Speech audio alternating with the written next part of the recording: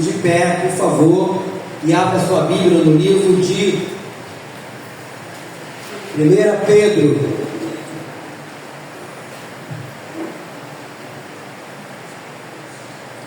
Epístola de Paulo, primeira epístola, porque tem a segunda. Nós vamos meditar esse ponto de partida aqui na primeira epístola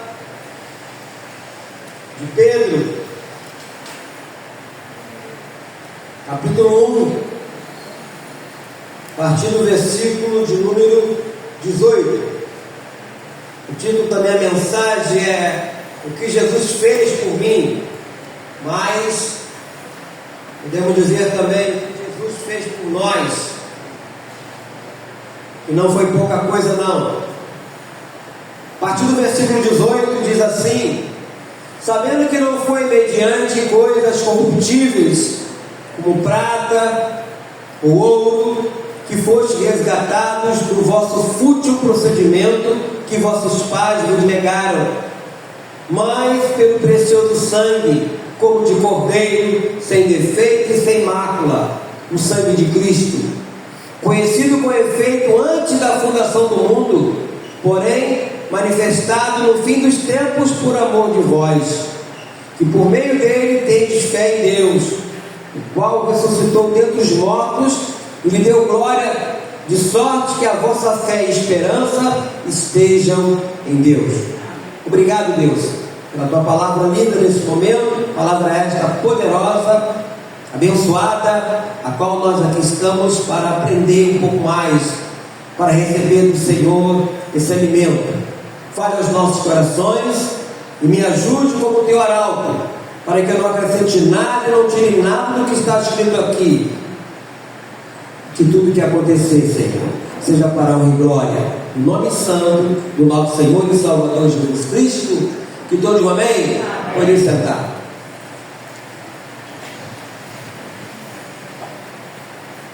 Talvez você diga: pastor, o senhor já falou isso aqui várias vezes, mas é assim mesmo. A Bíblia é para nós falarmos várias vezes. A recomendação do Senhor a Josué, quando Moisés já era morto, era: não cesse de falar deste livro da lei, antes medita nele de noite.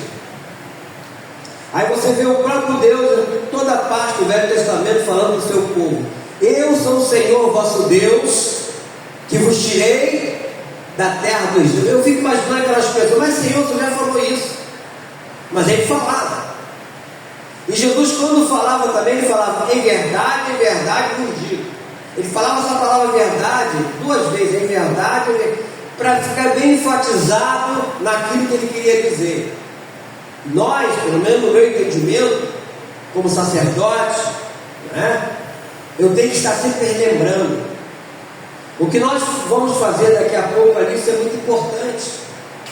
Isso aqui não é para o mundo, isso aqui é para os servos, para as servas, para os filhos de Deus, a qual vamos estar participando da mesa, comendo um pedaço de pão pequeno, que representa o corpo de Cristo, tomando um cálice, que representa o sangue de Cristo, porque a palavra de Deus nos recomenda fazer isso. Porque todas as vezes que nós comemos do pão e bebemos do cálice, nós estamos fazendo o quê? Anunciando a morte do Senhor até que Ele venha. Então isso tem que ser feito repetidas vezes. Não podemos deixar de fazer isso. E nós vemos aqui que Jesus, o que Ele fez por nós, é impossível de contar, é impossível de avaliar, explicar. E nesse texto aqui o apóstolo Pedro fala um pouco do tanto que Jesus fez por nós. Primeiro, Ele derramou o seu sangue em sacrifício. Ou seja, o sangue aparece em toda a Bíblia, no Éden, no sacrifício do Antigo Testamento e no Novo Testamento também.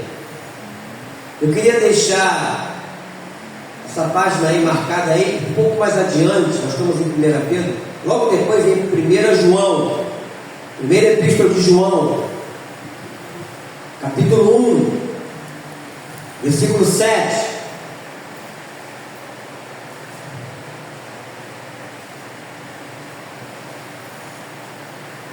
porque vai falar do sangue. 1 João, capítulo 1, versículo 7 diz: se porém andarmos na luz, como Ele está na luz, mantemos comunhão uns com os outros. Nós estamos fazendo aqui. E o sangue de Jesus, seu Filho, faz o quê? Nos purifica de quê? De todo pecado. Não é de alguns não. Nós é que fazemos essa avaliação. Pecado, pecadinho, pecadão. Pecado é pecado.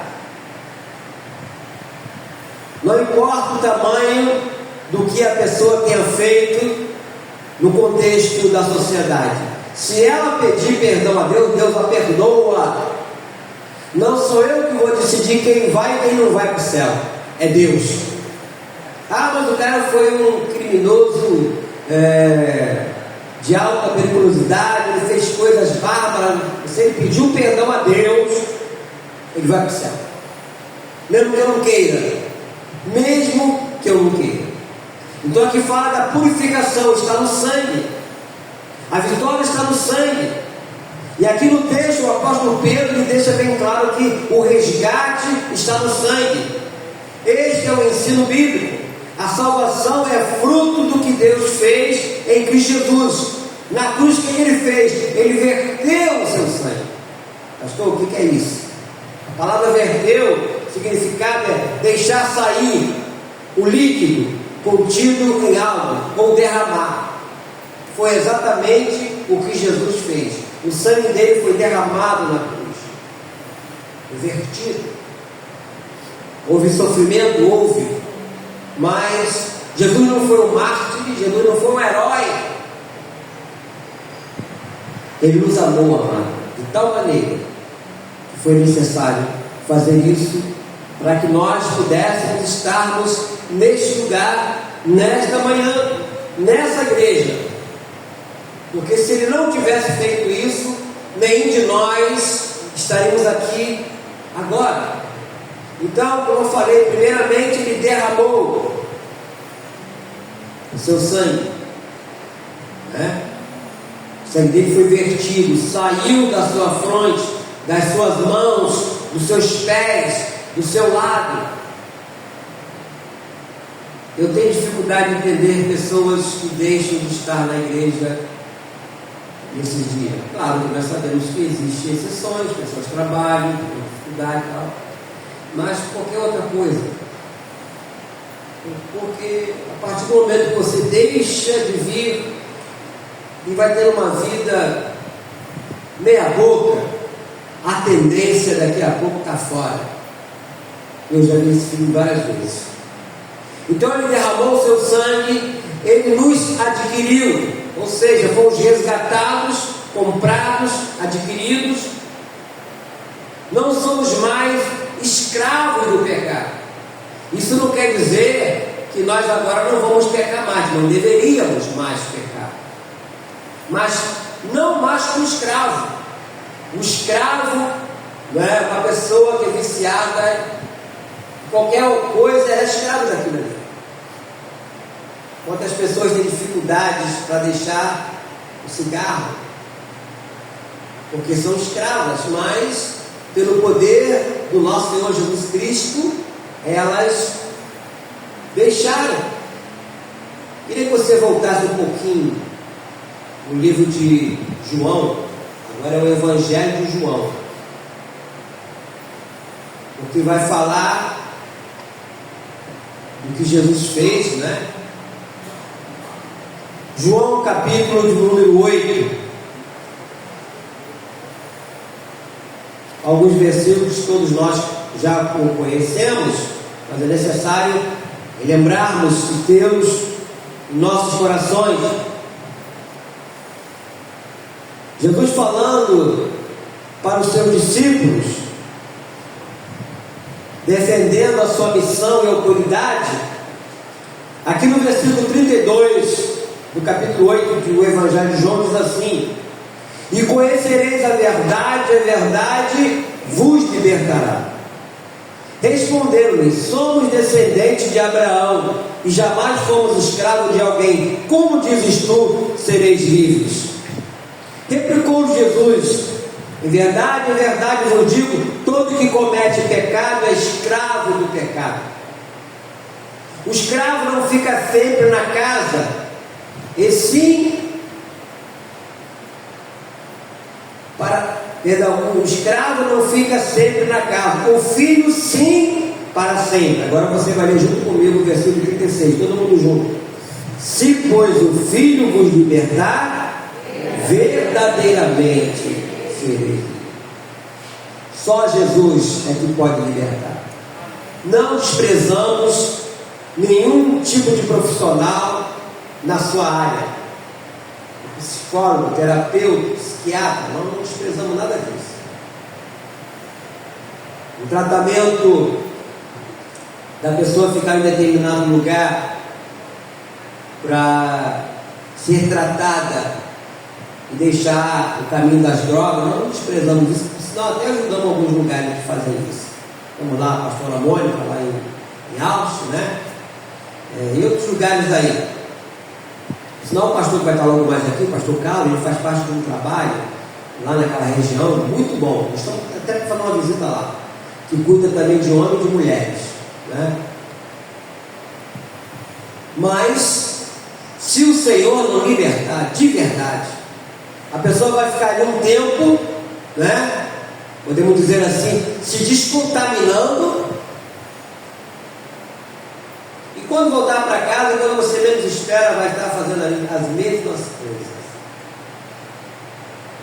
Mas aqui Jesus fala da libertação completa e total com Ele. Por isso na nossa igreja, não somente na nossa igreja, em várias igrejas você vai encontrar eles, isso e eles aquilo. Eles alcoólatras, eles fumantes, ex-drogados, ex-adúlteros, ex-isso, e vai por aí, ex.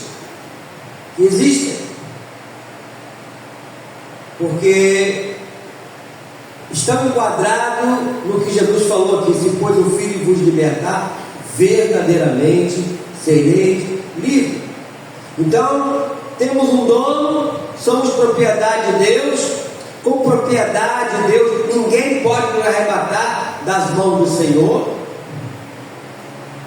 porque Ele nos resgatou. Se você virar a página para frente, estamos no capítulo 8 aí de João, no capítulo 10, se você olhar com cuidado no versículo de número 28, aí no capítulo 10, Jesus falando de vida eterna, Ele fala assim no versículo 28: eu lhes dou a vida eterna, jamais perecerão, e ninguém as arrebatará da minha mão, porque Ele nos adquiriu, Ele nos comprou.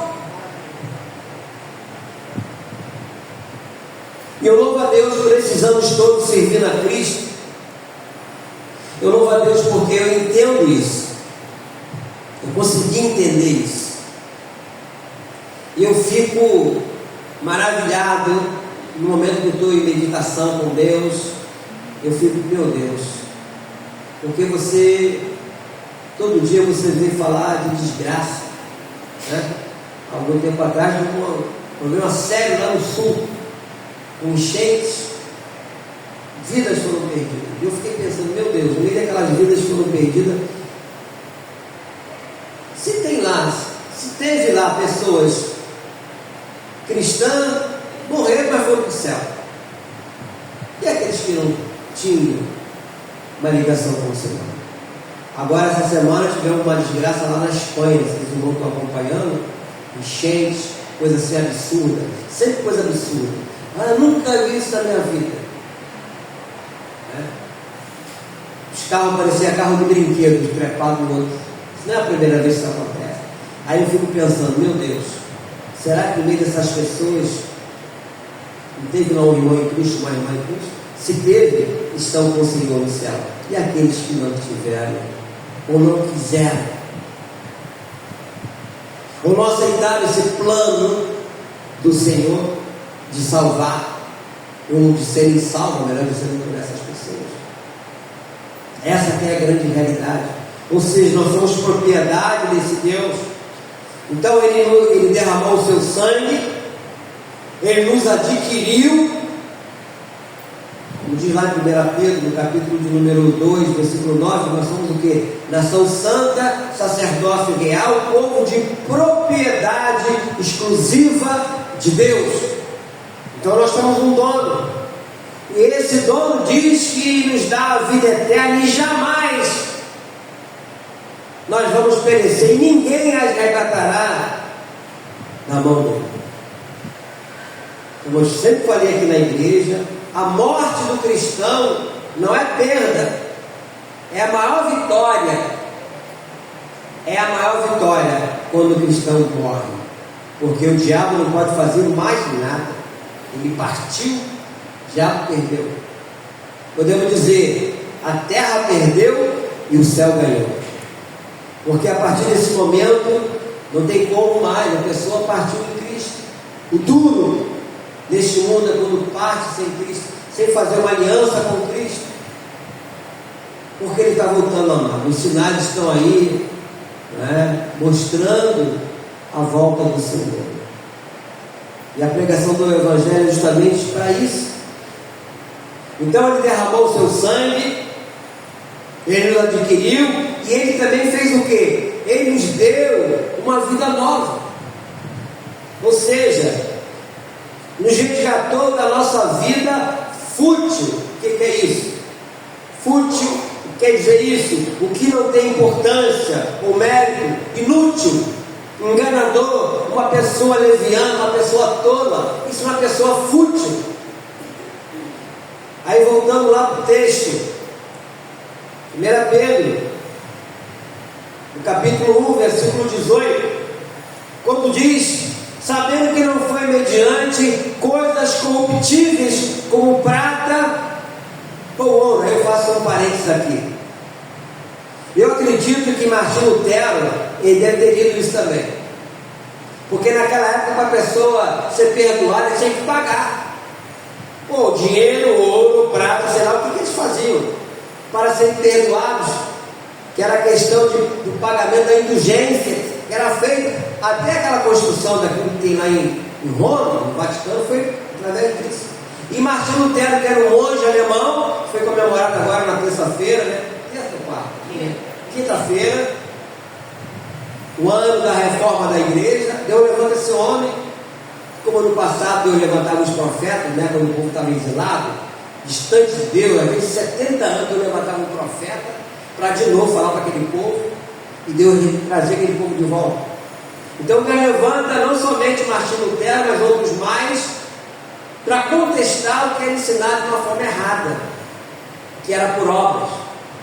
A salvação era por obra, não era por obra. Aqui fala que, sabendo que não foi mediante coisas corruptíveis como prata ou ouro, que foste resgatado do vosso fútil procedimento. O nosso resgate não foi por isso, não foi dessa forma. Aqui que vossos pais, né, do vosso fútil procedimento, que vossos pais vos negaram. Aquilo que nossos pais nos ensinavam. Todos nós, de repente nem todos, mas eu fui assim. Não nasci num berço cristão, né? Era criança, me lembro da minha avó, a avó Maria, avó paterna. Minha avó Maria era rezadeira, era analfabeta, ela rezava. E nós acreditávamos naquilo que ela falava. E até dava certo, né? Então a criação foi nisso. E outras coisas básicas que meus pais faziam, né? Mas um belo dia, Deus tocou no meu coração, como tocou no seu também, e nos tirou do fútil procedimento. Fomos resgatados, meu querido e minha querida, pelo sangue de Jesus. Fomos comprados pelo Senhor. Até então nós não entendíamos isso. Nós ouvíamos falar de Deus como se fosse um Deus muito distante, como eu falei várias vezes aqui, como se fosse um Deus bicho-papão. Todas as nossas travessuras, a gente escutava aquela palavra: Deus vai te castigar. A gente ficava apavorado. Então a gente tinha medo de Deus. Hoje não. Hoje nós sabemos por que estamos aqui, quem somos, quem é o nosso Deus. Amém? Quem é o nosso Deus? Ele nos tirou desse fútil procedimento que os nossos pais nos legaram, mas foi pelo precioso sangue, como de cordeiro sem defeito e sem mácula, o sangue de Cristo. Eu fico imaginando, trazendo de novo a história de Martinho Lutero, ele sozinho naquela época, sendo traído até pelos seus amigos que traíram ele, clamando, falando, anunciando a verdade e sendo contestado por falar a verdade. Até porque naquela época mais de 600 mil Bíblias foram queimadas. O povo não podia ter acesso, porque senão encontraria a verdade. A verdade é Cristo. Mas tinha que ser o que lá as autoridades, entre aspas, né? As autoridades eclesiásticas da época falavam, o que eles ensinavam era o que valia. Tinha um carimbo lá do Vaticano. E este homem, mesmo sendo monge, entendeu o plano da salvação. Entendeu que não era por obra, era pela graça. E assim começa, não é, toda essa caminhada nova, dessa reforma, chamada reforma da igreja. E nós vamos chamar de quê? Protestantes, né? Quando eles falam da gente ser um protestante, eles falam de uma maneira pejorativa. Eles não falam, né, do que nós entendemos, né? Um protesto contra a mentira. E esses homens foram os pioneiros, a qual hoje nós podemos desfrutar dessa verdade, que é a verdade de Deus. Ele é a verdade. Mas eu fico também pensando ao longo da história quantas pessoas sofreram, quantas pessoas pagaram um preço, né, por aceitar essa verdade. Ainda hoje, meus irmãos, talvez você pense que não, alguns lugares, alguns países da Europa, tem os evangélicos como inimigos, não aceitam, o que eles falam é aquilo que é trazido para eles, sem ter o respaldo da verdade que é Cristo. Aí você é um protestante, você é um inimigo da fé. Na verdade, nós somos as pessoas mais esclarecidas que você possa imaginar. Nós fomos libertos de muitas coisas. Ontem, que é chamado o Dia dos Mortos, quantas pessoas estiveram em cemitérios fazendo pedido lá para o morto? O morto está morto. O único que ressuscitou foi Jesus, que está vivo, Vivinho da Silva, e está aqui no nosso meio, amém? Foi o único. A Ele toda a honra, a Ele toda a glória, a Ele todo o louvor, a Ele toda a adoração. Então nós fomos libertos e hoje podemos dizer que temos uma vida nova.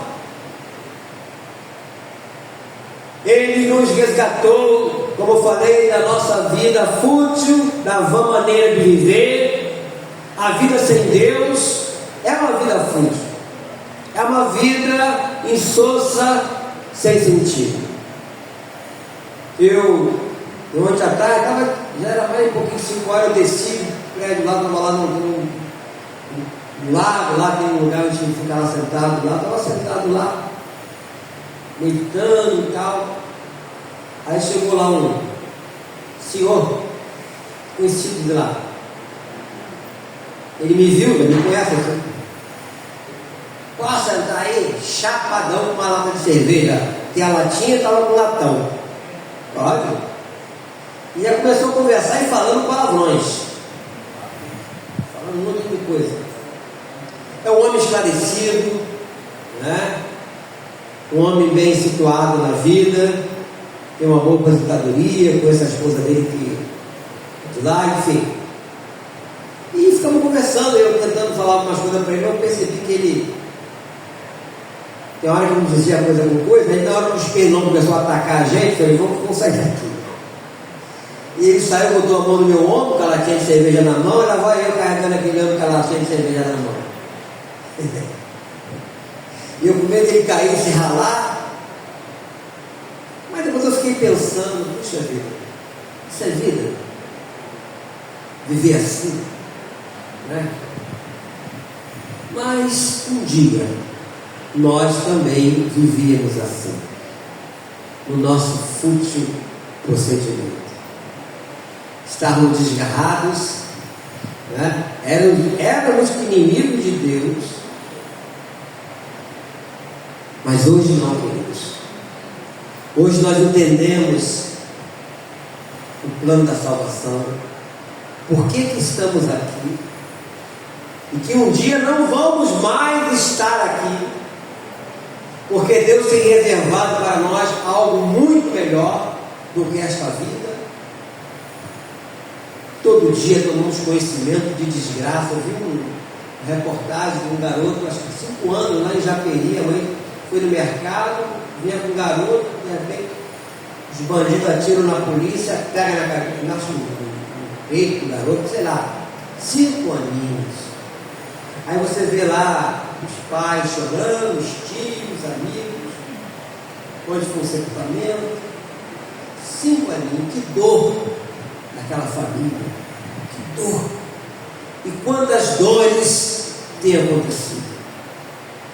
Pouco tempo na Avenida Brasil, os bandidos covardes atiraram nas pessoas, sem distinção. Não sei até que eles não botaram para a polícia dessa vez. Normalmente fazem isso.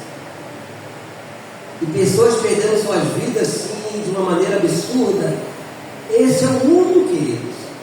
Que a Bíblia fala que jaz aonde? Jaz no maligno. Jaz no maligno.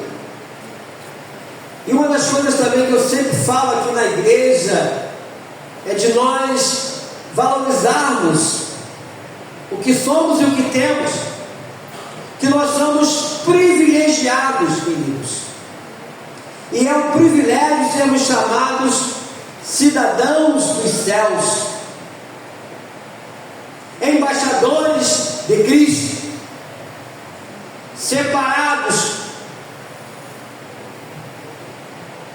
Eu vejo aqui, olhando para o texto, que esse sentimento de futilidade tem levado as pessoas ao vício, ao pecado, às obras da carne, ao suicídio, que muitos não estão falando. O número de suicídio aumentou muito nesse mundo, no nosso país, no mundo desse ano. Ao consumir uma insatisfação, a sociedade, queridos irmãos, ela está enferma, doente. Muitos hoje não têm uma razão para viver e acham que tirar a vida é a solução. Isso é o que o diabo fala no ouvido dessas pessoas. Mas para nós que somos cristãos, temos uma válvula de escape. Eu sempre disse na igreja que o Espírito Santo é o antídoto contra o pecado. No livro de Efésios, capítulo 6, a partir do versículo 10, fala que a nossa luta não é contra o sangue, não é contra a carne, mas é contra o quê? Contra os principados, contra as potestades, contra os espíritos que atuam neste mundo tenebroso, contra as forças espirituais do mal. Existe uma força espiritual do mal que tem levado as pessoas ao suicídio, aos vícios. É triste passarmos ali em Bom Sucesso e ver aquelas pessoas cruzando a pista. Não sei se vocês passam por ali e vê, que usam crack. De vez em quando é atropelado. Um tempo atrás eu ia embora, foi até um domingo de manhã, tem tempo já. Tinha um laje tirado morto lá, a van pegou os passarinhos do lado de fora da van. Imagina os passarinhos da van vindo aquilo ali, esperando a outra van para levarem eles, e aí o corpo lá tirado no chão. Pessoas sem noção, sem destino, sem perspectiva, sem esperança. Mas através de Cristo, meus irmãos, como nós vemos aqui no livro do Evangelho de João, no capítulo de número 8, no versículo de número 32: se pois o Filho vos libertar, verdadeiramente sereis livres. Então nós estamos aqui porque esse Cristo me libertou, te libertou. A honra, a glória, o louvor, a adoração para Ele, sempre para Ele. Esse texto aqui de Pedro, 1 Pedro, a partir do versículo 18, enfático a afirmar que Jesus nos resgatou, nos libertou dessa situação de futilidade. Isso é maravilhoso. Aleluia. Glórias a Deus. Aqui fala no versículo 19 aí, de 1 Pedro, no capítulo 1. Mas pelo precioso sangue, como de cordeiro, sem defeito e sem mácula, o sangue de Cristo. Aleluia. O sangue de Cristo. Isso é precioso. Essa palavra aqui, Ele nos ensinou essas lições. Foi preciso que Ele morresse na cruz, que o seu sangue fosse vertido, derramado, porque Ele morreu e nos comprou, pagou um alto preço. Eu sempre lembro disso, meus irmãos, no momento de luta, de dificuldade, eu sempre lembro, poxa vida, apesar de tudo, o preço que foi pago foi alto. Deus não merece que eu seja um covarde de abandoná-lo, como muitos têm feito hoje. A Bíblia fala que os covardes, eles não vão herdar o reino de Deus. Você vê isso lá em Apocalipse, capítulo 21 em diante. Os covardes, pessoas se acovardando, pessoas deixando de seguir, servir a Cristo por causa de bobagem, de um aborrecimento qualquer. Vai lá no hospital agora, entra lá na emergência, para vocês verem um negócio. Vai lá na sala vermelha. Você quer trocar? Esse probleminha que você passa hoje, uma dificuldade qualquer, um aborrecimento para aquela pessoa que está lá entubada, quer trocar? Eu acredito que ela quer trocar. Ela quer ficar no teu lugar. Por isso que nós devemos valorizar quem somos e quem é o nosso Deus. Esse Jesus maravilhoso, porque não foi como prata ou como ouro, mas foi pelo precioso sangue, como de cordeiro, sem defeito, sem mácula, o sangue de Cristo, conhecido com efeito antes da fundação do mundo, porém manifestado no fim dos tempos por amor de nós. Nós fomos escolhidos por Deus mesmo antes da fundação do mundo. Deus já tinha traçado o meu destino, o seu destino. Por outro lado também, Ele nos dá o livre-arbítrio de querermos continuar ou não, de querer continuar ou não. Infelizmente, pessoas não querem mais continuar. Infelizmente, pessoas têm o abandonado. Muitas delas, depois de receberem tantas coisas, de serem livres de tantas coisas, né? Pare para pensar, queridos. Pouco mais de 2 anos atrás, quantas pessoas ficaram entubadas, quantas pessoas morreram. Se nós aqui chegamos, porque Ele nos guardou, amém? Ele nos protegeu. Se aqui estamos, a honra e a glória é do Senhor, não é nossa, é dele. Então, eu vejo que agora nós somos resgatados, temos um dono, somos propriedade de Deus, em Cristo temos uma vida nova. Jesus nos resgatou da futilidade, como diz aqui, das coisas vãs, deu sentido à nossa vida, e isso é maravilhoso. É isso que nós devemos cultivar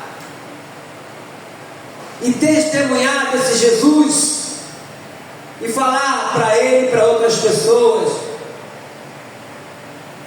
Onde, por mais que eu quisesse falar para aquele homem, ia ficar ali a pessoa completamente, como diz aí, chapada, enrolando já a língua. Mas é digno das nossas orações. O que passava pela minha cabeça depois é que um tempo atrás eu estive na casa dele, lá, porque o seu sogro, o pai da esposa dele, estava com câncer, estava terminal, e sentia muitas dores. Ele me pediu para mim ir lá orar. Eu fui lá 3 vezes, mas na primeira vez que eu fui, O nome dele é São Sebastião. Ele estava sem dor. Aí eu fiquei conversando com ele no quarto. Aí eu falei, eu vou orar pelo senhor. Mas eu queria lhe perguntar: o senhor quer se render a Cristo, tê-lo como seu único e suficiente Salvador? Meus irmãos, eu estava deitado, ele sentou na cama e falou assim para mim: é o que eu mais quero. Sentou na cama. Aí a filha dele falou: pai, igreja. Eu falei: não, deixa ele sentou, tem que sentar. Aí segurou minha mão direita e orei por ele ali. E orei por esse senhor que estava chapado hoje lá também. Lá. E depois estive lá mais 2 vezes orando por ele. Aí depois as coisas agravaram e ele veio a falecer. Mas teve a oportunidade de se render a Cristo. E quantos, queridos irmãos, que não têm tido a oportunidade porque nós ficamos quietos, porque nós não falamos? Nós pregamos a esses dias com respeito a falarmos de Cristo, né? Como eles vão ouvir se não há quem pregue? Como pregarão se não forem o quê? Enviados? Mas como está escrito: ó, quão formosos são os pés dos que anunciam coisas boas. Vai ver isso lá em Romanos, capítulo número 10, versículo 13, 14 e 15. Deus chamou a mim e a você para isso. Nesse entendimento aqui, que nós entendemos que nós não fomos comprados, como diz aqui no versículo 18, mediante coisas corruptíveis, como prata ou ouro, mas o sangue de Jesus. Nesse entendimento aqui, amados irmãos, é para que todos possam ouvir e, se quiser, certamente vão receber da parte de Deus a salvação eterna, porque a pregação do Evangelho é justamente para isso, levar a pessoa à salvação eterna. Esse é o propósito. O âmago do Evangelho é esse. Sem isso, não vale a pena. Conquistar coisa nesse mundo, qualquer um pode conquistar. Até o ateu conquista. Mas não é essa a proposta de Deus. A proposta dele é levar a pessoa ao entendimento de chegar à salvação eterna. Como eu falei, passa pela minha cabeça, claro que a gente conhece um pouquinho da história, mas uma parte da história, eu fico imaginando, aí eu falo diretamente para o Gustavo aqui, do Gerson, né? Martinho Lutero, naquela época, falando de Jesus, sendo que ter saído, sendo escorraçado em determinados lugares, eles tendo a verdade, o brilho desses homens brilhando, por conhecer essa verdade, ter a certeza que está aqui é que está certo e lutando contra a mentira. Mas mesmo assim, com toda a dificuldade, com toda a adversidade, eles foram até o fim. Estão com o nome dele lá escrito no livro da vida, como eu espero ter o meu e o seu também escrito lá no livro da vida. Amém? Isso é o que vale, porque quando os discípulos chegaram, tiveram a primeira experiência de lidar com uma situação que uma pessoa endemoniada, e vieram maravilhados. Jesus, os próprios espíritos submetem, não vos maravilheis com isto, mas porque os vossos nomes estão rolados nos céus. Aleluia! O plano da salvação, o que Jesus fez por mim e por você, é imensurável. Falta-lhe palavras, adjetivos, mas o meu coração se alegra de ter essa certeza que para mim, pelo menos, não foi em vão. Espero que para você também não foi em vão o que Jesus fez na cruz. O que nós vamos fazer é exatamente obedecer uma ordem dele. Ao comermos do pão e ao bebermos do cálice, nós vamos anunciar, estamos anunciando a morte dele até que ele venha. Um dia não haverá mais necessidade de fazermos isso, mas enquanto estivermos aqui, queridos, não deixe de vir à igreja, qualquer coisa, somente nesses dias. reafirme, reacende a chama do primeiro amor no seu coração. Renove a aliança com Cristo, dizendo não para o mundo, não para o diabo, não para você mesmo, e sim para Deus. Eu quero continuar contigo, Senhor, apesar dos pesares, apesar dos problemas, das dificuldades, das injúrias, das defamações, das enfermidades, da escassez, seja lá o que for. Eu não troco Jesus por nada. Aí eu lembro algumas vezes que eu converso com o irmão Simval. O Simval está ali atrás. E o Simval sempre fala assim: mas eu não troco Jesus por nada, não. Não é, Simval? Jesus não. E eu louvo a Deus por termos pessoas na igreja assim, que não troca Jesus por nada. Não vale a pena. Alguém já disse no passado que você trocaria uma joia sua, preciosa, por uma bijuteria? Claro que não. O mundo é uma bijuteria, queridos. O mundo é uma bijuteria. Jesus é a coisa mais preciosa que podemos ter. Por isso que vale a pena segui-lo e servi-lo com toda a nossa força, com todo o nosso entendimento, com toda a nossa compreensão. Por isso que vale a pena. Curva a sua cabeça, querido Deus. Pai Celestial, eu te louvo, eu te bendigo pela tua palavra ministrada nesta manhã. Nos ajude, Senhor, para que coloquemos em prática tudo que aprendemos aqui. Que a nossa vida possa ser vivida de fé em fé e de glória em glória, como disse o apóstolo Paulo. Que a cada dia podemos ter a certeza que não estamos sozinhos, que o Senhor peleja por nós. Abençoa-nos, ó Deus, e perdoe os nossos pecados cometidos diante da tua face. Possamos participar da mesa contigo como nosso anfitrião. Eu te peço isso, no nome santo do nosso Senhor e Salvador Jesus Cristo. Amém?